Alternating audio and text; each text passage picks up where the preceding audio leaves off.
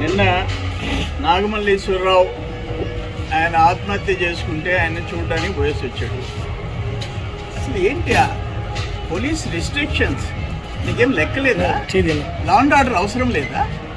అంత బరి తెగించి నువ్వు ప్రదర్శన చేస్తావా? నీ వెనక రౌడీ మూక వాళ్ళు పెట్టిన ప్లే కార్డ్స్ ఏంటి?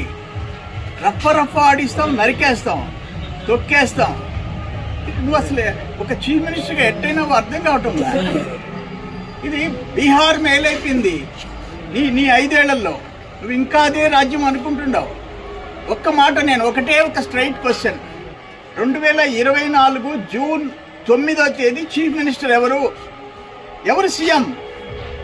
ఇప్పుడు ప్రస్తుతం పులివెందుల ఎమ్మెల్యే చంద్రబాబు నాయుడు కాదు. చంద్రబాబు నాయుడు జూన్ 12, 2024 ఆయన ముఖ్యమంత్రి. జూన్ 4వ తేదీ రిజల్ట్ వచ్చింది. ఆయన బెట్టింగ్లు కట్టాడు. ఎవరిని నమ్మి కట్టాడు? నిన్ను నమ్మి కట్టాడు. నీ వైసీపీ కార్యకర్త.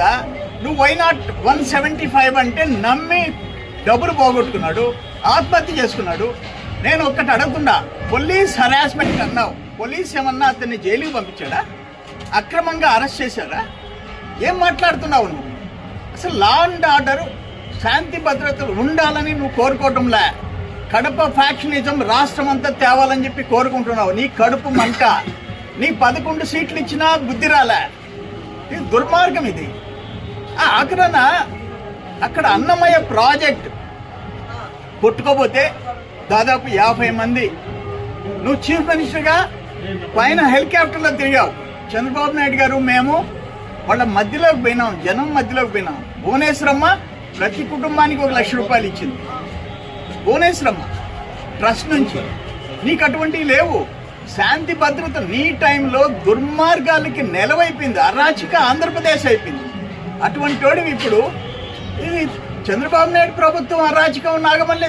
నాగమల్లేశ్వరరావు నువ్వు ముఖ్యమంత్రి ఉంటే, నువ్వు హోప్ ఇస్తే 175 మనం గెలుస్తున్నామంటే బెట్టింగ్లు కట్టి 2009 నువ్వు ముఖ్యమంత్రిగా, జగన్మోహన్ రెడ్డి ముఖ్యమంత్రి ఉన్నప్పుడు ఆయన ఆత్మహత్య చేసుకున్నాడు.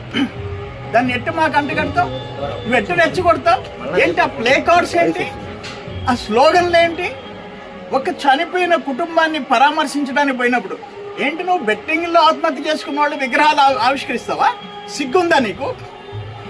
అంటే ఆయన నాగమల్లేశ్వరరావు బెట్టింగ్లు కట్టి ప్రాణాలు పోగొట్టుకున్నాడు. ఆయన స్టాచ్యూని చూసి అందరూ ఆయన్ని ఫాలో కమ్మనే. నీకు అసలు మారల్స్ లేవా? అన్ఫార్చునేట్. నువ్వు అనుకుంటున్నావేమో లా అండ్ ఆర్డర్ ఏమీ చేయలేదు, పోలీస్ డిపార్ట్మెంట్ ఏమీ చేయలేదు, నేను నా మనుషులు నా రౌడీ కట్ట రోడ్డు మీదకి వస్తే అనుకుంటావేమో. తాట తీసి వదిలిపెడతారు, తాట తీస్తారు. శాంతి భద్రతలు కాపాడటంలో చంద్రబాబు నాయుడు గారి ప్రభుత్వం, కూటమి ప్రభుత్వం ముందుంటుంది. No compromise. చట్టాలు ఎవరికి చుట్టాలు కాదు. నిన్ను చూసి బెదిరించి నీ ప్లే కార్డ్స్, నీ రౌడీ కట్ట, ఆ స్లోగన్స్, ఆ ర్యాలీ. ఒక చనిపోయిన కుటుంబాన్ని పరామర్శించడానికి ర్యాలీ ఏందే? ఆ స్లోగన్స్ ఏంది? ఆ ప్లే కార్డ్స్ ఏందే? నవ్విపోతారా?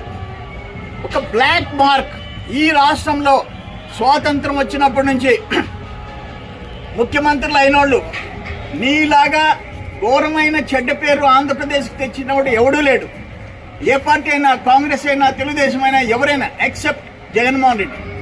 ఇది పద్ధతి కాదు. ఇది నీ ఇష్ట ప్రకారం రాష్ట్రంతో ఆడుకుంటామంటే కుదరదు. కంట్రోల్లో ఉండు. ఆయన ఇంకో మాట చెప్పాడు, కమ్మ కులం వాళ్ళు చంద్రబాబుకి ఇష్టపడటం లేదంట. వైసీపీలో ఉండే కమ్మ కులం. నిన్ను ఒకటే క్వశ్చన్ అడుగుతా. తమరు 19-24 ముఖ్యమంత్రి, 22లో ఏదో షఫుల్ చేసావు. ఆ తర్వాత క్యాబినెట్లో ఒక్క కమ్మ కులస్తుడు, మొదట ఎవరో ఒక్కరికి ఇచ్చావు, రెండోసారి అది కూడా బెరికేసావు. ఒక్క కమ్మ కులస్తుడు ఉన్నాడా నీ క్యాబినెట్లో? రాష్ట్రం పుట్టినప్పటి నుంచి క్యాబినెట్లో కమ్మ లేకపోతే రెడ్డి లేకపోతే కాపు అసలే లేకుండా, బీసీలు లేకుండా, ఎస్సీ లేకుండా ఎప్పుడన్నా ఉండిందా క్యాబినెట్? నువ్వు కమ్మ కులాన్ని గురించి మాట్లాడతావా? ఎంతమందిని ఎన్ని ఆస్తులు ధ్వంసం చేయించావు, అమర్ రాజాని తరివేశావు, ధూళిపాడ నరేంద్ర సంఘం డైరీని మూల పెట్టాలని చూసావు. నువ్వు కమ్మాళ్ళ గురించి మాట్లాడతావా? ఒక్క మంత్రిని నువ్వు క్యాబినెట్లో పెట్టుకోలే. నీ భాష, నీ వ్యవహారం, నీ బాడీ లాంగ్వేజ్ అసహ్యమేస్తుంది.